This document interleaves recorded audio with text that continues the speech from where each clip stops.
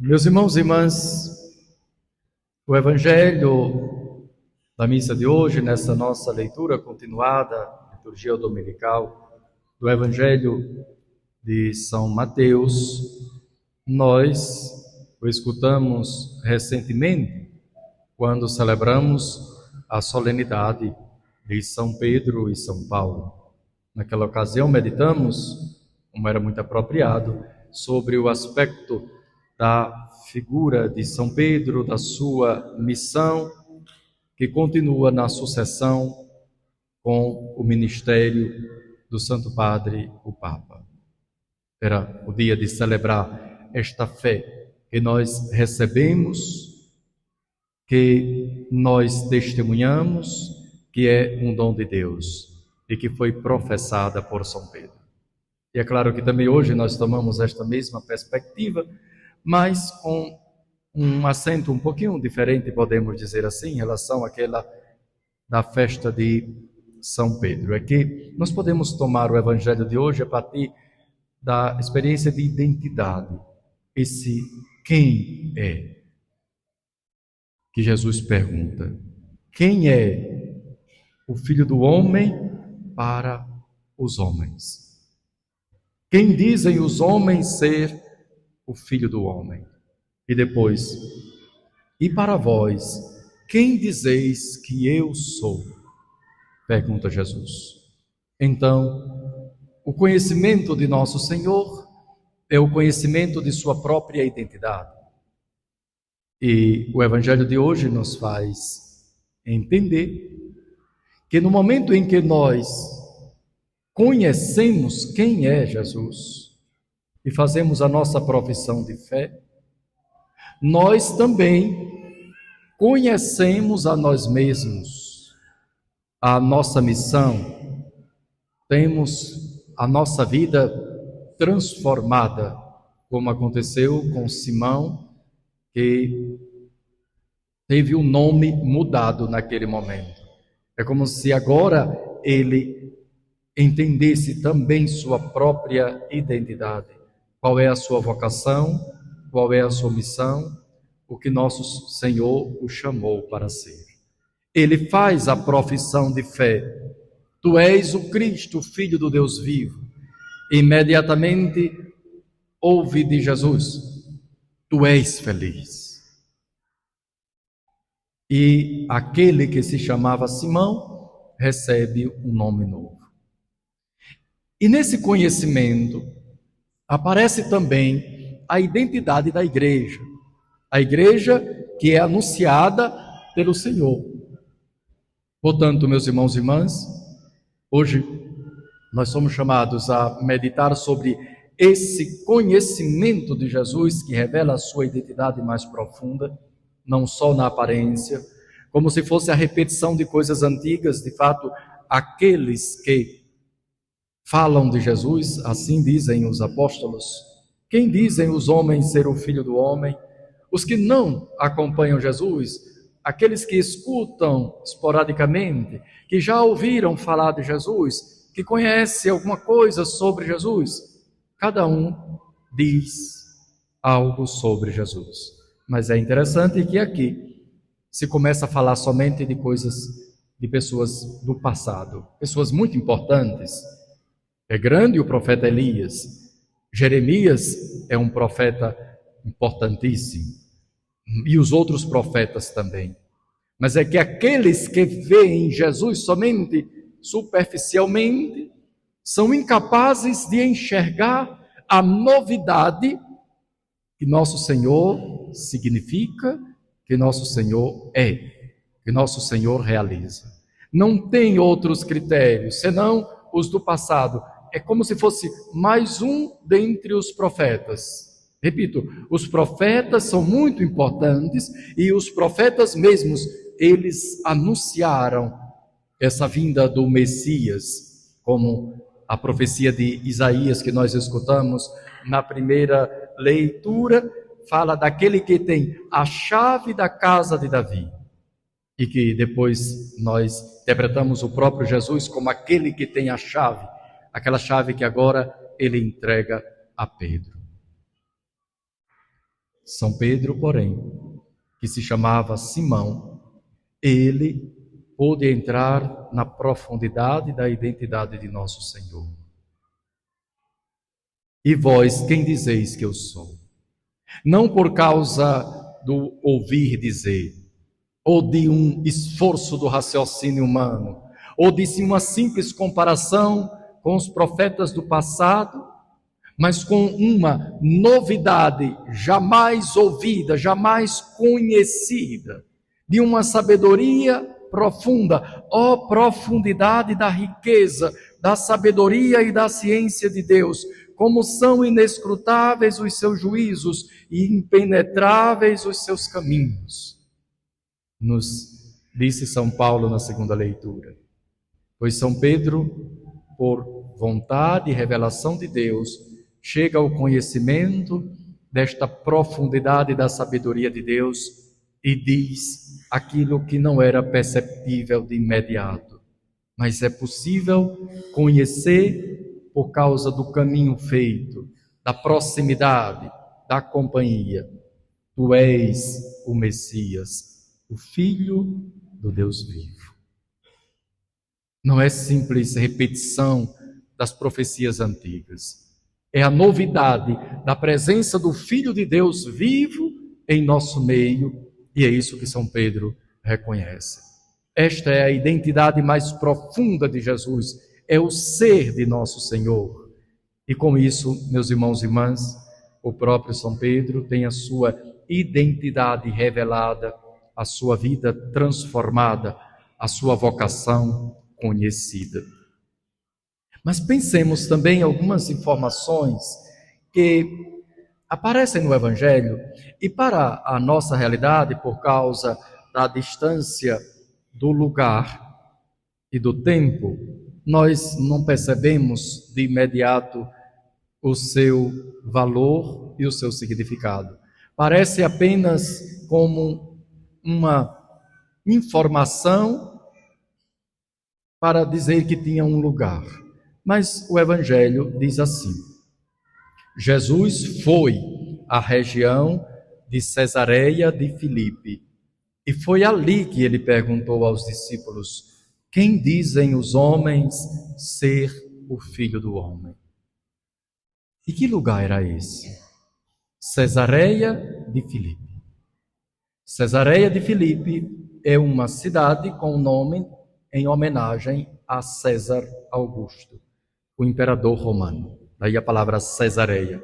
E de Filipe, por causa do filho de rei Herodes, Filipe, aquele rei que matou os inocentes, que queria matar Jesus quando ele nasceu. Neste ambiente, é um lugar de fronteira. E ali tinha uma religiosidade com um sincretismo e grande idolatria. Era o lugar dos deuses pagãos, dos deuses da Cananeia, dos romanos, até dos gregos. Ali eram feitos sacrifícios humanos. Ali tem um ambiente marcado por essas rochas, por essas cavernas, que acabam por indicar também quase como a porta do abismo. E Nosso Senhor faz a pergunta naquele ambiente. Repito, para nós talvez isso realmente é distante do nosso conhecimento, da nossa experiência imediata, mas convém sabermos que também o lugar onde Nosso Senhor fez a pergunta é importante. É importante para que nós saibamos que a nossa fé precisa ser professada num ambiente em que ela é hostilizada. Num ambiente em que não há nem sequer um sinal que fale do verdadeiro Deus, como era aquela Cesareia de Filipe. Uma terra marcada pela idolatria, pelos cultos desses deuses, por sacrifícios humanos, pelas portas dos abismos. E ali os apóstolos são chamados a professar a fé. Nós podemos dizer, em que situação nós somos chamados também a professar a nossa fé? Somente quando nós temos um ambiente exterior favorável? Não, meus irmãos e irmãs. Muitas vezes, a firmeza da nossa fé se manifesta quando as realidades exteriores são muito contrárias, como naquela travessia que eles fizeram no mar, uma tempestade. Eles atravessaram para esse lugar. Então, aquela travessia em tempestade é este sinal de um vento contrário. Naquela ocasião, até Jesus diz de São Pedro: homem fraco na fé, por que duvidaste? E agora eles estão passando por este ambiente que tem pouco a dizer sobre a verdadeira fé. Mas é ali, também nessa distinção sobre o que é verdadeiro e o que é falso, sobre a vida e a morte, é que nós descobrimos a nossa verdadeira fé. Às vezes até na oposição, na perseguição, na hostilidade, no lugar imundo, muitas vezes aparece aquilo que é limpo, que é bom, que é santo.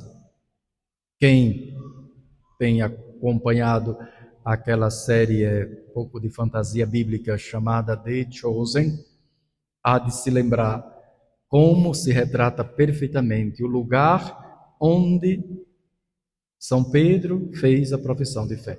Quem não assiste ainda, pode começar a assistir. Se quiser aproveitar, já procura ali. Gostaria de poder dizer exatamente qual é o episódio, mas procura que acha. E até visualizar, é verdade que tem a fantasia de um filme, de uma produção de uma série, mas de qualquer modo, visualizando aquele ambiente muito parecido com o que realmente era, se percebe em que ambiente imundo a fé pura é professada. Isso para nós, meus irmãos e irmãs, é significativo. Porque nós hoje olhamos para o mundo e deveremos dizer: em que ambiente nós temos que professar a nossa fé? Em que lugares? Por acaso os lugares, as situações, as circunstâncias, as ocasiões de nossa vida são mesmo favoráveis à nossa fé? Ou muitas vezes é no momento mais difícil da vida, mais doloroso, no momento de maior hostilidade, por causa dos acontecimentos que tocam a nossa existência, que a nossa fé se manifesta como mais forte, mais madura, mais autêntica, mais limpa. Nesses momentos e nesses ambientes e nessas circunstâncias, nós podemos então professar a verdadeira fé. E no momento em que fazemos isso, irmãos e irmãs, nós conhecemos a identidade de Jesus e a nossa. Essa experiência de que quem conhece Jesus conhece a própria identidade, ou seja, descobre o sentido da própria vida. Uma vez que você conhece nosso Senhor Jesus Cristo e pode fazer a sua profissão de fé verdadeiramente, tu és o Cristo, Filho do Deus vivo, a sua vida não é mais a mesma. Porque a partir daquele momento, a sua vida está em referência àquele que é Filho de Deus. E nosso Senhor diz isso a São Pedro: Simão, filho de Jonas.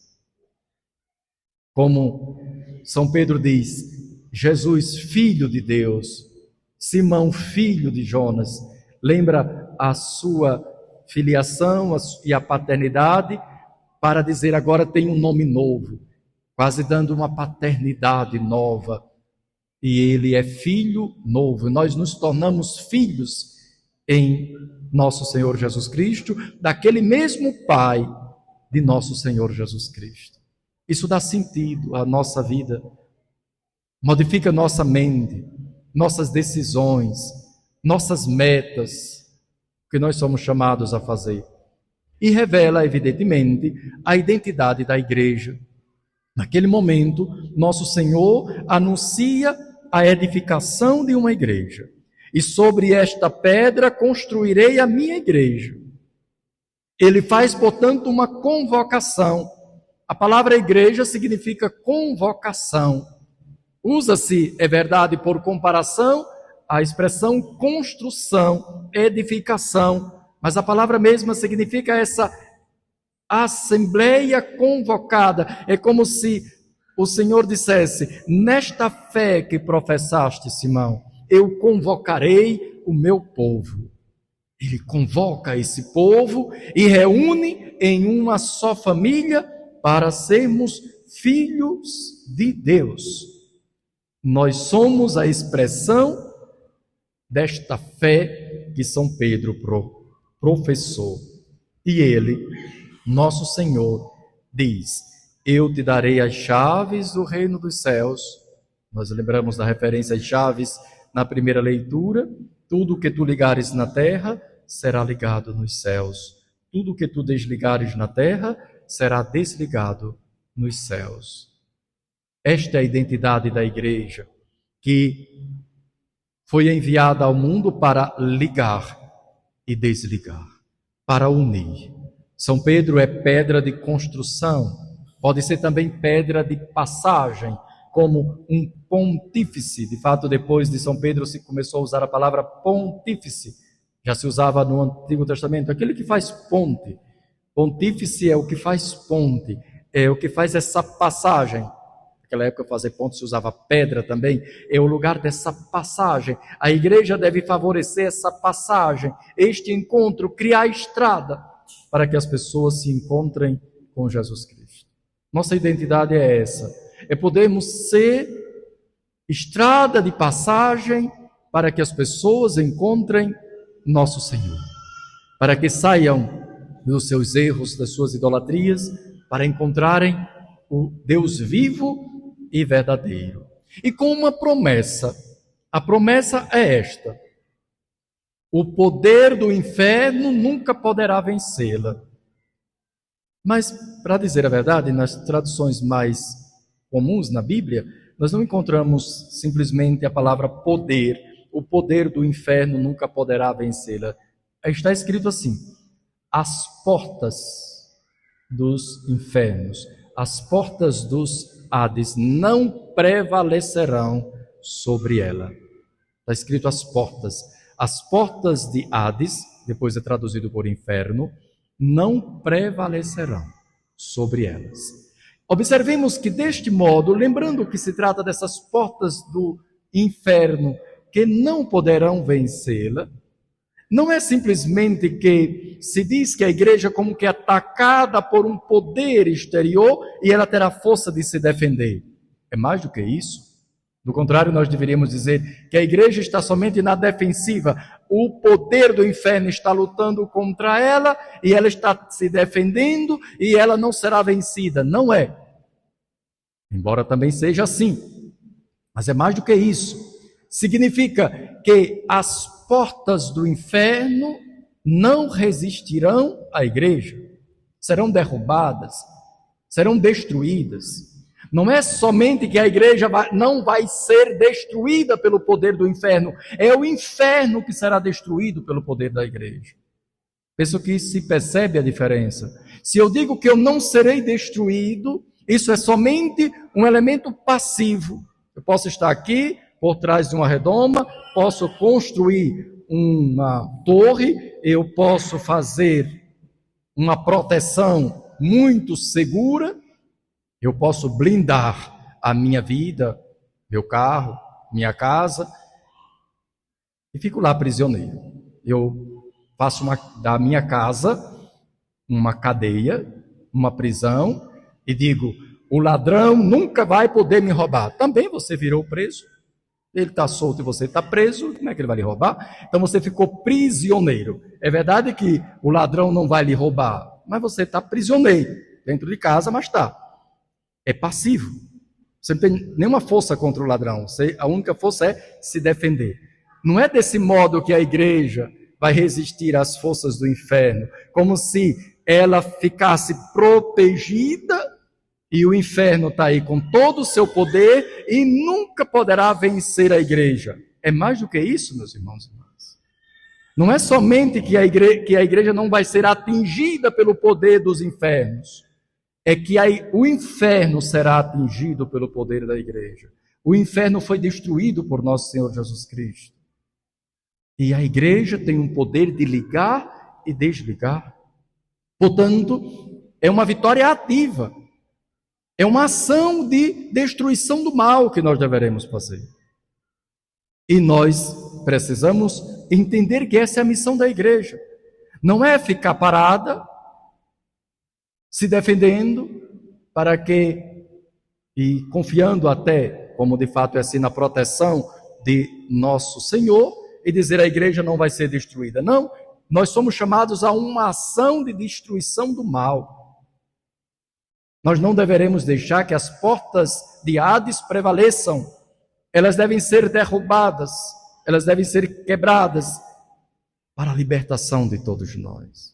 Por isso, nós temos o conhecimento da identidade de nosso Senhor, assim conhecemos quem somos chamados a ser, filhos de Deus, dentro de uma comunidade de fé, que é a igreja. E nessa comunidade de fé, nós vencemos o mal. E por isso, o poder do inferno jamais poderá vencer a igreja.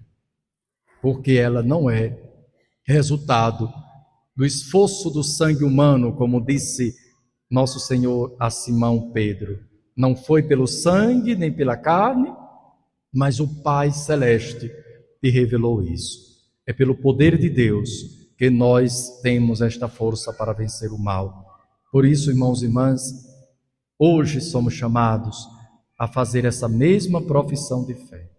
Agradecer ao Senhor, porque nos convocou para essa comunidade de fé que é a igreja e, sobretudo, perseverarmos nesse testemunho, mesmo quando tudo é adverso, quando os ventos são contrários, quando as dores são grandes, quando há hostilidade, quando a nossa fé é provada, é exatamente naquele momento que ela se mostra mais genuína, mais forte, mais autêntica. Porque nós acreditamos não nos nossos poderes, mas no poder de Deus. Louvado seja nosso Senhor Jesus Cristo.